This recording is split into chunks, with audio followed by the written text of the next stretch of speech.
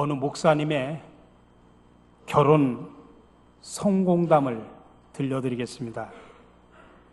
그가 가난한 신학대학생 시절에 한 처녀와 결혼을 하려고 처녀의 부모를 찾아갔는데 거절을 합니다. 목사는 가난하기 때문에 딸 고생시킬 수 없다 하면서 반대를 했습니다. 끈질기게 설득한 끝에 처녀의 부모는 하는 수 없이 그럼 당신의 설교를 들어보고 그 후에 결정하겠다 이야기를 했습니다. 그 후로 신학생은 집에 돌아와서 설교 준비를 해서 전력을 다했습니다. 열심히 준비를 했고 멋있게 설교를 했습니다. 설교를 들은 처녀 부모들은 흔쾌히 설교를 듣고 난 후에 딸의 결혼을 승낙을 했습니다. 결국 결혼을 했죠. 결혼한 후에 몇 년이 지난 후에 사위가 된 목사님이 장인 장모와 함께 식사를 하는 자리가 있어서 그때 옛날 일을 물어봤답니다.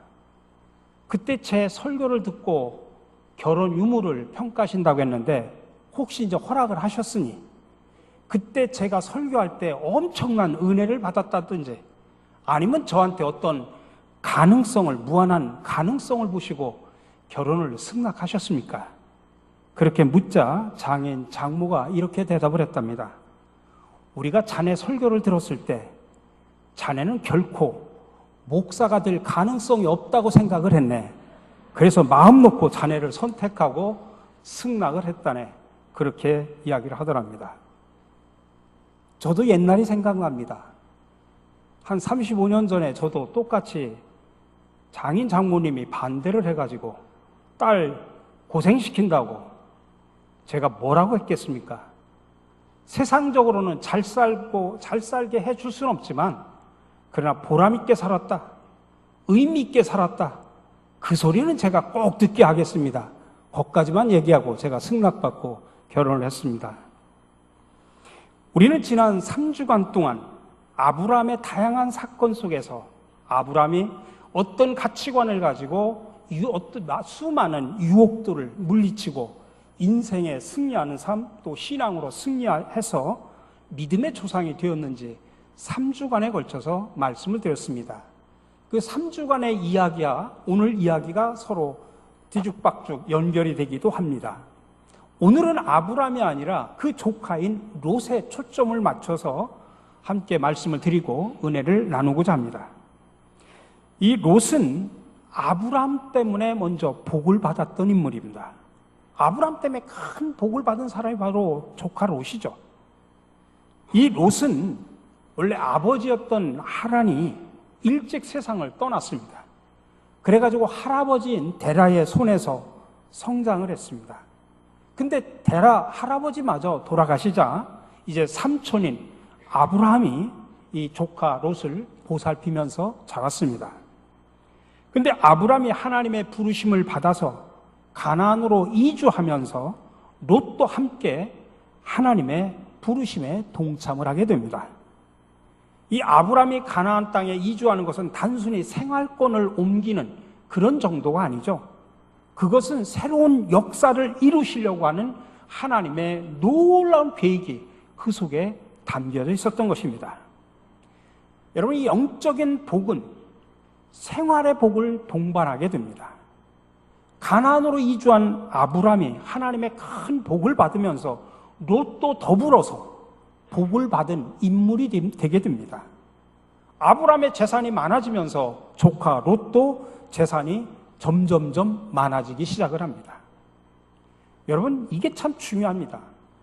내가 복을 받아서 나 혼자 누리는 것도 중요하지만 내가 영적인 복이든 세상적인 복이든 하나님이 주신 복을 나 혼자 누리는 것이 아니라 그 복이 다른 사람들에게 유통이 돼서 내가 복의 근원자가 되고 내가 복의 유통자가 되어서 다른 사람들에게 복이 흘러가서 함께 복을 누린다고 하는 것만큼 정말 귀한 복이 없습니다. 그 복을 여러분 나도 누리고 함께 나누는 저와 여러분들이 되시기를 간절히 바랍니다.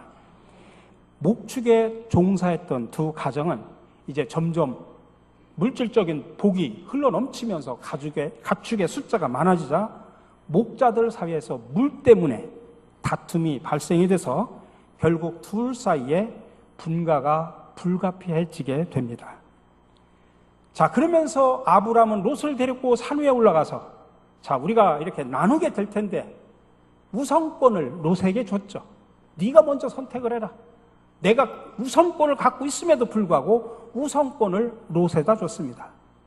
근데 우선권을 받은 롯이 선택을 할 때 롯은 어떻게 선택을 했냐면 잘못된 기준을 가지고 선택을 했다고 하는 것입니다.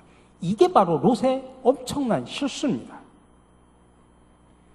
여러분, 우리가 흥부와 놀부 이야기 잘 알죠? 근데 현대판으로 각색된 현대판 흥부와 놀부 이야기가 있습니다.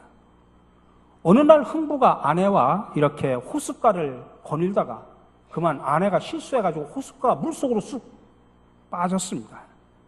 근데 물속으로 들어가더니 이 아내가 나오질 않습니다. 빠져버린 겁니다. 깊은 물속에. 그래서 막 흥부는 발을 동동 구르면서 물가에 앉아가지고 막 슬피 울고 있는데 갑자기 물속에서 산신령이 싹 나타나는 겁니다. 왜 우느냐 흥부야. 그러자 흥부가 눈물을 닦으면서 아내가 물속에 빠졌습니다. 그러자 내가 건져주마. 조금 후에 산신령이 예쁜 처녀를 안고 나와서 네 아내냐? 아닙니다. 그럼 다시 데리고 들어가더니 아까 그 여자보다 더 예쁜 절세 미인을 데리고 와서 그러면 내 아내냐? 아닙니다. 다시 들어가더니 못 먹어서 쭈글쭈글한 아내를 안고 나와서 물었습니다. 예, 맞습니다. 제 아내입니다. 그러자 산신령이 그래? 가서 잘 살아라 하고 산신령이 사라졌습니다. 근데 그 모습을 멀찍이서 쳐다봤던 놀부가 아, 잘 됐구나. 그리고 빨리 막 달려가서 막 그냥 코 골면서 자고 있는 부인을 막 깨웁니다. 그리고 호숫가로 데리고 가서 물에다 풍덩 빠쳐버립니다. 아니나 다를까 산신령이 나타났습니다.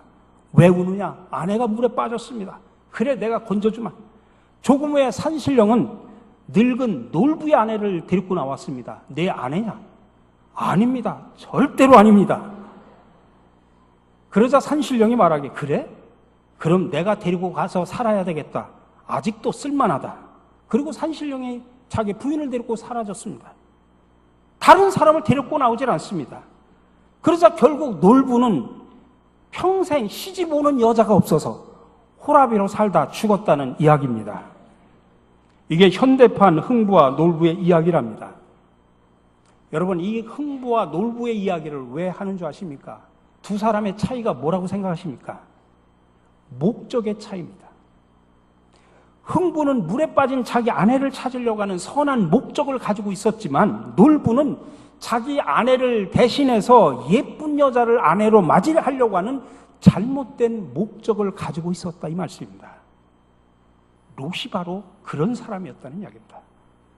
그는 삼촌과 지금까지 자기를 키워주고 자기에게 엄청난 부를 줬던 그 삼촌과의 그 화목한 관계보다는 눈에 보이는 물질을, 그 물질을 더 갖기를 원하는 잘못된 목적을 가지고 소돔 땅을 선택을 했다 이 말씀입니다. 결국 롯은 아브라함과 분가하는 과정 속에서 하나님의 복을 상실하고 맙니다. 아니, 상실했다기보다는 자기가 잘못 선택함으로 인해서 스스로 복을 차버리고 엉뚱한 길로 가게 된 것입니다. 그러니 롯의 잘못은 바람직하지 못한 선택 기준 때문이었습니다. 오늘 본문에 보니까 롯의 잘못된 선택을 구체적으로 세 가지를 말합니다. 첫 번째로 보니까 그 땅을 보니까 온 땅이 물이 넉넉해 보인 겁니다. 롯이 바라본 곳은 뭐냐면 소돔 쪽에 보면 요단강이 흐르는 요단 들녘입니다. 근데 사실 이스라엘은 옛날이나 지금이나 물 부족한 나라입니다. 이스라엘에 가보면 척박한 땅이에요. 정말 광야가 없어, 산도 풀 한 폭이 안 나는 그런 척박한 곳입니다. 그러나 요단강을 중심으로 해서 그쪽에는 이제 나무들이 자랍니다. 주변이 거의 사막으로 둘러있고 1년 중에 비가 오는 계절이 별로 많지 않습니다. 나머지는 비가 전혀 내리지 않는 건조한 날씨에 건조한 땅, 그게 바로 이스라엘, 팔레스타인 땅의 특징입니다. 그러니 자연의 사람들은 물이 풍부한 곳을 선호할 수밖에 없고 물이 풍부한 지역에는 도시가 형성이 된 겁니다. 그러니 물이 모든 문제를 해결하는 열쇠입니다. 그러니 인간적으로 살아갈 때 육신에 가장 공급을 필요한 것을 공급해 주는 것이 물이죠. 그러니 그 물이 넉넉한 곳을 선택을 했다라고 하는 것입니다.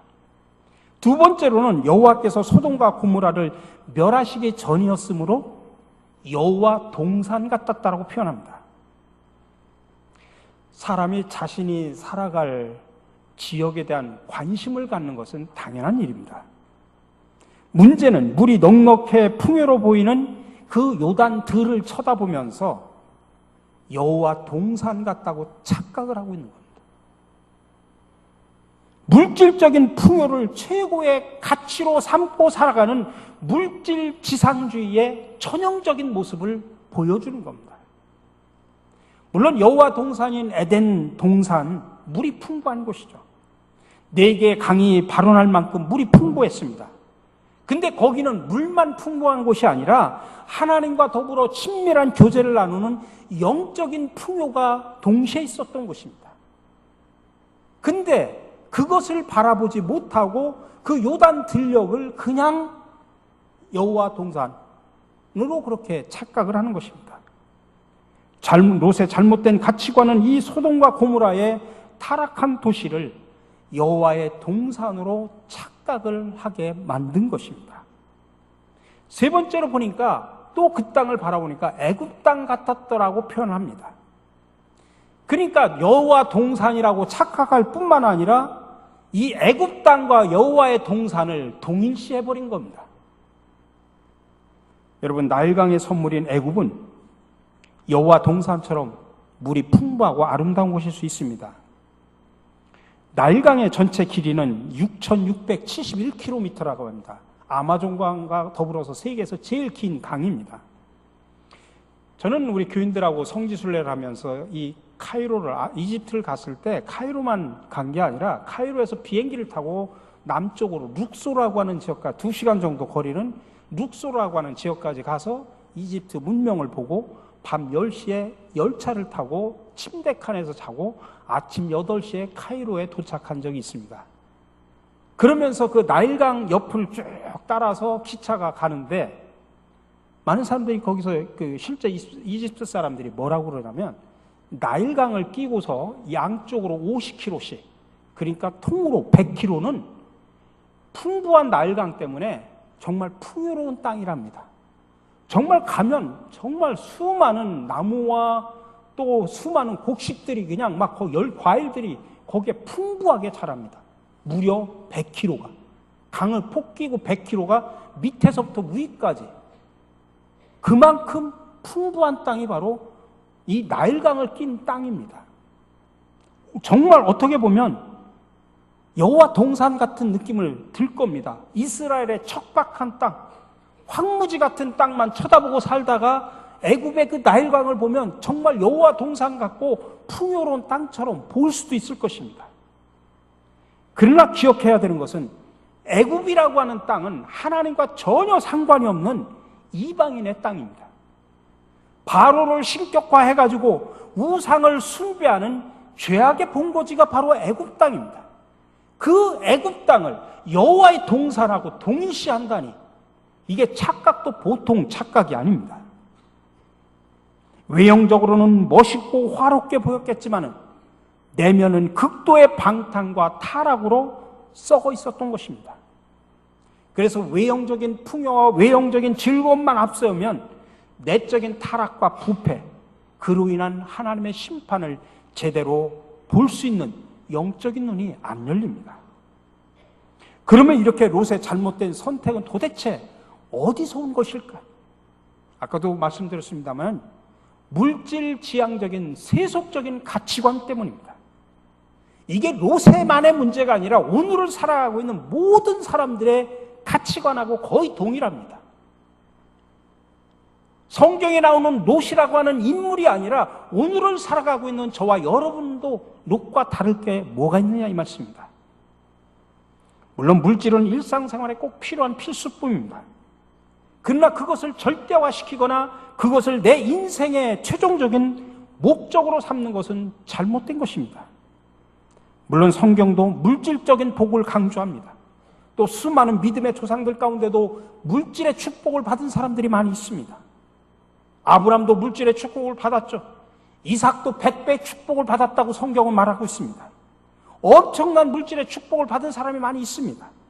그러나 그것은 어디까지나 하나님이 주시는 복의 결과일 뿐이지 우리가 막 나서서 추구해야 될 우리의 인생의 우선순위는 아니라는 이야기입니다. 물질보다 더 중요한 것은 목숨인데 그 생명을 주신 하나님은 우리의 쓸 것도 미리 하시고 적절하게 공급해 주심을 믿으시기 바랍니다. 그러니 산상수훈에서 예수님께서 말씀하신 것처럼 우리가 해야 할 일은 먼저 하나님의 나라와 하나님의 의를 구하는 것입니다. 무엇을 먹을까? 무엇을 마실까? 무엇을 입을까? 이것은 이방인들이 하는 불신앙의 모습이라고 분명하게 말하고 있습니다. 근데 중요한 것은 이렇게 롯의 잘못된 선택은 무서운 결과를 가져왔다는 이야기입니다. 세속적 판단 기준에 의한 롯의 잘못된 선택은 그의 상황은 두 가지 무서운 결과를 초래했습니다. 첫 번째로는 그도 라우멜이라고 하는 연합군이 침입을 해옵니다. 지금이나 옛날이나 전쟁은 이 사람과 부가 집중되어 있는 도시를 중심으로 해서 그 도시를 삼키기 위해서 그 도시를 빼앗기 위해서 전쟁이 일어납니다. 그래서 당시에 그돌라오멜의 연합군은 가나안을 침공하는 경로도 보면은 부가 집중됐던 도시 중심으로 쳐들어가서 전쟁을 일으키는데 그 가운데 소돔과 고모라가 최우선적으로 타격의 대상이 됩니다. 그렇게 물이 풍부하고 그러다 보니까 사람들이 모여 있고 그러다 보니까 도시가 형성이 되니까 이 연합군이 제일 먼저 어디를 치겠습니까? 바로 그 도시를 찬탈하려고 침략하려고 그 도시를 칠 수밖에 없는 것이죠. 그래서 결국 소돔은 점령당했고 그 가운데 살고 있던 롯과 그의 가족도 예외는 아니었습니다. 두 번째로는 내적인 타락으로 인해서 하나님의 심판을 받게 됩니다. 당시 소돔은 극도로 방탕하고 타락한 도시가 되었습니다. 특히 성적인 문란이 심해가지고 심지어는 롯의 집을 방문한 천사가 있었는데 막 사람들이 그 천사를 우리한테 넘기라 그렇게까지 하면서 자기들에게 넘겨서 자기들의 성적 놀이개가 되게 해달라고 그렇게 위협을 합니다. 영어로 소돔 사람을 소도마이트라고 표현합니다. 이 말의 뜻은 뭐냐면은 남색하는 자, 요즘 말로 하면 동성연애 말하는 겁니다.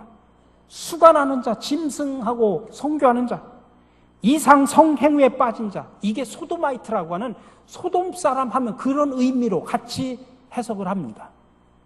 그만큼 소돔 사람들이 성적 문란이 극에 달했다라고 하는 뜻입니다. 그 결과 소돔과 고모라는 하나님의 유황불 심판을 받게 됩니다. 소돔 지역을 선택한 롯은 그 지역의 영향을 안 받을 수가 없죠. 그래서 그는 연합군의 침입이 있을 때 전쟁 포로로 끌려가 잡힙니다. 또한 하나님이 유황불로 소돔과 고모라를 멸망시킬 때 그도 함께 심판의 대상이 되기도 했습니다. 결국 롯은 자신의 잘못된 선택의 결과로 외적인 침입을 받았죠. 내적으로는 소돔과 고모라가 유황불로 멸망하는 그런 운명과 함께 할 수밖에 없었습니다. 예수님께서도 보물을 땅에 쌓아두지 말라고 하시면서 거기는 좀과 동록이 해하고 도둑이 구멍을 뚫고 도둑질한다고 이야기를 합니다. 좀과 동록이라고 하는 것은 내적인 부패를 이야기한다고 하면 도둑은 외부로부터 오는 침입을 말하는 것입니다. 그런데 이 롯이 당한 그런 위기 극복에 또 결정적인 도움을 준 사람이 바로 삼촌 아브라함이었죠. 전쟁 포로로 끌려갔을 때는 아브라함이 자기 사병들을 동원해서 극적으로 그를 구출합니다. 또 소돔과 고모라가 멸망할 때는 아브라함이 정말 안타깝게 눈물을 흘리면서 중보기도로 롯의 가족의 심판을 모면할 수 있었습니다. 우리 사랑하는 성도 여러분, 오늘 저와 여러분, 이 롯의 잘못된 선택과 결과를 바라보면서 우리의 모습을 한번 살펴보시기 바랍니다. 우리도 살아가다 보면 다양한 선택을 하며 살 수 있을 겁니다. 그럴 때 나는 어떤 가치관을 가지고 선택을 할 것인지, 아니 어떻게 선택을 해왔고 또 앞으로 어떤 가치관을 가지고 선택을 할지 여러분 생각을 해보십시오. 혹시 롯처럼 보이는 물질 세계만 바라보고 잘못된 선택을 해왔고 또 앞으로도 그런 선택을 할지 한번 스스로를 살펴보고 점검하시기 바랍니다. 부디 바라기는 오늘 롯의 잘못된 선택과 결과를 우리가 반면 교사로 삼아서 우리는 항상 하나님 중심의 신앙과 바른 가치관을 가지고 올바른 선택을 해서 하나님께는 영광이요 이웃에게는 거룩한 영향력을 끼치며 살아가는 저와 여러분들이 되시기를 주님의 이름으로 간절히 축원합니다. 사랑해 주님, 우리가 살아가면서 무엇을 선택할 때 롯처럼 땅의 것, 세속적인 것, 물질적 가치관만 가지고 잘못된 선택을 하는 누를 범하지 않도록 올바른 분별력과 지혜 그리고 하나님 중심의 가치관과 신앙을 주시옵소서. 그리하여 하나님께 영광을 돌리고 세상에서는 거룩한 영향력을 끼치며 살아가는 멋있는 성도들이 되게 하여 주시옵소서. 우리에게 항상 진리의 길을 인도해 주시는 예수 그리스도의 이름으로 기도드립니다. 아멘.